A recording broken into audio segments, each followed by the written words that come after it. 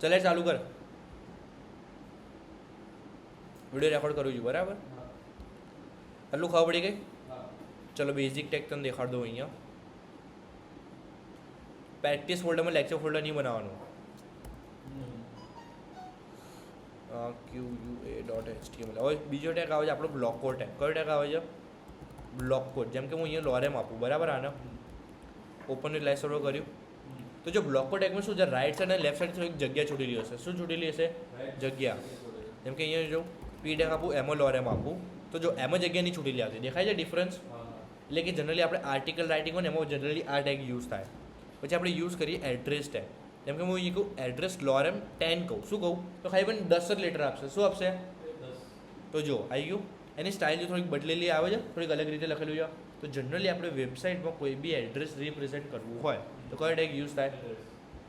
Address tag. પછી આવે છે મારો ABBA ટેગ. કયો ટેગ? કે હું અહીંયા લખું છું KSCT, અને KSCTનું આપણે અમે ફૂલ ફોર્મ લખી દઈએ ક્રિષ્ના કોમ્પ્યુટર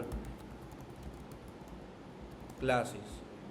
તો જો કર્સર લઈ જાઉં, આવી ગયું નીચે લખેલું. આને કહેવાય ABBA ટેગ. ખબર પડી કે ના ખબર પડી? ડન છે. પછી આ મારો પ્રી ટેગ. કયો ટેગ? પ્રી. જેમ કે હું અહીંયા કહું લોરેમ 10 તો જો અહીંયા આવી ગયું. જેમ કે હું અહીંયા આવી રીતે થોડુંક આપી દઉં અને થોડુંક સિન્ટેક્સિંગમાં તો જો આ રીતે લખેલું આવે છે. તો પ્રી ટેગમાં તું જેવું લખ્યું છે એવું સેમ ટુ સેમ તને લખેલું આપશે બરાબર.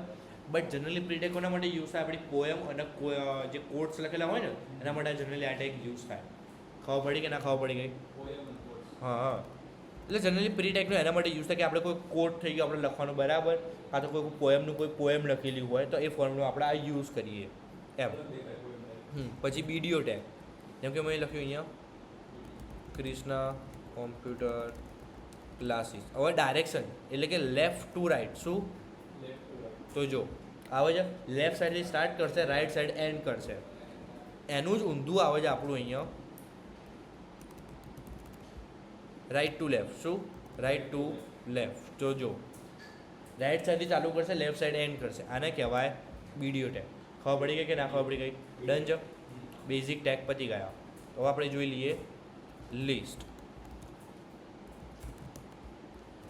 હવે લિસ્ટ બે ટાઈપની આવે જનરલી, અનઓર્ડર લિસ્ટ અને ઓર્ડર લિસ્ટ. હવે યુઝ ક્યાં થાય? ફોર એક્ઝામ્પલ અહીંયા આપણે ઓપન કરીએ એમેઝોન બરાબર. Go to the Amazon. Open કર્યું, અહીંયા ઓપન કર્યું તો જો નીચે જઈશ ને એટલે જો આ બધી ડોટમાં બધું આવે છે સ્પેસિફિક લખેલી, એને અહીંયા મારું યુઝ થાય લિસ્ટ. શું યુઝ થાય? લિસ્ટ. તો હવે કેવી રીતે કરીશું? તો એના માટે આવે UL. શું આવે? એટલે કે અનઓર્ડર લિસ્ટ. એમાં LI આપવાનું પોઈન્ટ વાઇઝ. જેમ કે હું લખું છું હોમ પેજ, પછી અહીંયા લખું છું અબાઉટ કોન્ટેક્ટ. રાઈટ ક્લિક કરું, ઓપન વિથ લાઈવ સર્વર. આવી ગયું? ખબર પડી કે ના ખબર પડી ગઈ? સેમ ટુ સેમ અહીંયા બીજું એક આપ્યું નીચે તો જો આવી ગયું.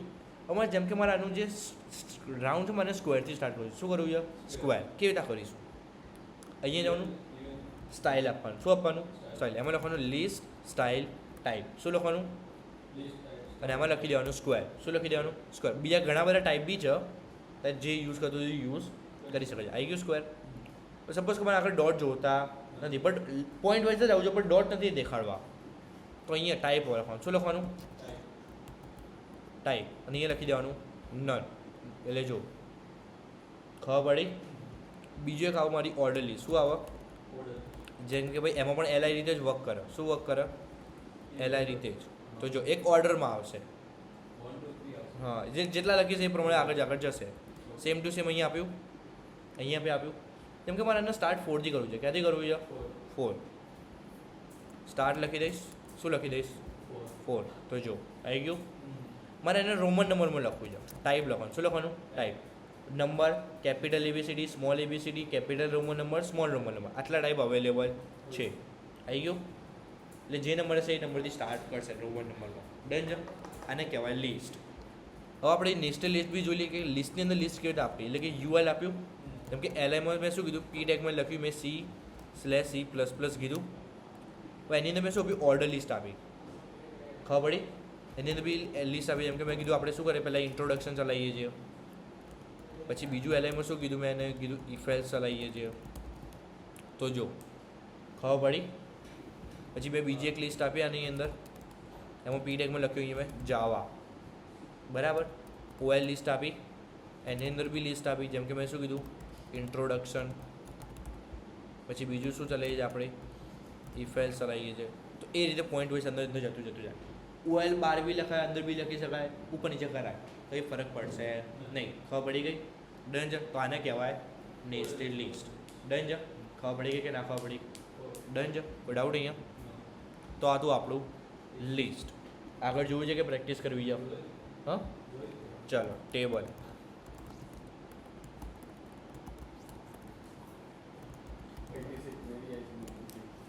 પાંચ મિનિટ આપણે આનો લેક્ચર બધા પછી દેખાડું. તો ટેબલમાં કેવું થશે, આપણા માટે ટેબલ ટેગ આવો. કયો ટેગ આવો? ટેબલ. હવે ટેબલ બે વસ્તુ બને, રો અને કોલમ. TR એટલે કે મારી રો બનાવી, મારે કોલમ બનાવવાની છે પહેલી, તો મેં શું આપ્યું?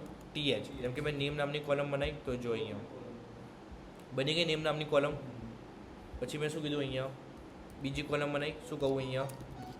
Roll number. તો જો રોલ નંબર બી આવી ગયું. Table heading. TH એટલે શું? Table heading. તો આવી ગયો અહીંયા. હવે નીચે બીજી રોમાં નીચે ડેટા લખો છો, એના માટે આપણને TR બીજી રો બનાવી આપણે નીચે TD એટલે કે ટેબલ ડિટેલ. જેમ કે મેં ટેબલ ડિટેલમાં શું રાખ્યું, પહેલાં મેં નેમની નીચે ક્રીસ નાખ્યું, પછી બીજી TDમાં શું આપ્યું?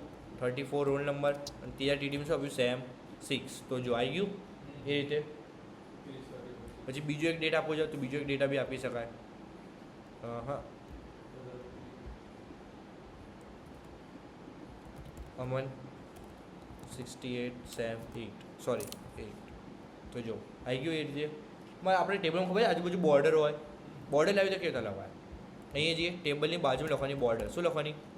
1 લખીશ તો મારી 1 પિક્સલની બોર્ડર આવશે. આવી ગઈ. 2 લખીશ તો 2 પિક્સલની બોર્ડર આવશે. ખબર પડી કઈ રીતે વર્ક કરે છે? હવે બીજું આવે અમારે અહીંયા સેલ સ્પેસિંગ. શું આવે? સ્પેસિંગ. અહીંયા મેં નાખ્યું 9. તો જો બે સેલની વચ્ચેની જે જગ્યા ને એને કહેવાય સેલ સ્પેસિંગ. ડન છે. અને બીજું એક આવે મારું સેલ પેડિંગ. શું આવે? જેમ કે હું અહીંયા કહું 10, તો જો આવી ગયું. એની અંદરની જે જગ્યા હોય ને સેલની અંદરની, એટલે બંધ થઈ ગયા, આની અંદરની જગ્યા, હા આની અંદરની જગ્યા એને કહેવાય સેલ પેડિંગ. હવે આપણે જોઈએ રોઝ પાન અને કોલમ્સ પાન શું છે. જેમ કે નેમ છે, મેં એને આપ્યું રોઝ પાન 1. શું આપ્યું? 1. હવે જો બાય ડિફોલ્ટ રોઝ પાન કોલમ્સ પાન 1 તો આપેલું જ હોય, તમે આપો કે ના આપો. તો જો કોઈ ડિફરન્સ દેખાયું? ના. હવે જેમ કે હું અહીંયા કહી દઉં 2. શું કહી દઉં? 2. તો મારી 2 રોને કવર કરશે. કેટલી રોને કવર કરશે? 2. નીચે આવતો લઈ લેજો, અને 2 રોને કવર કરી જાઓ. એક સ્ટેપ શું આવી ગયું? નીચે આવી ગયું. અહીંયા હું કહી દઉં 3, તો 3 રોને કવર કરશે. ખબર પડે છે કે નહીં પડતી? ખબર. જો અહીંયા, હા જેમ કે હું અહીંયા 2 કહું તો જો એ 2 રોને કવર કરે છે. ડન છે. સેમ ટુ સેમ આપણે અહીંયા આવશે.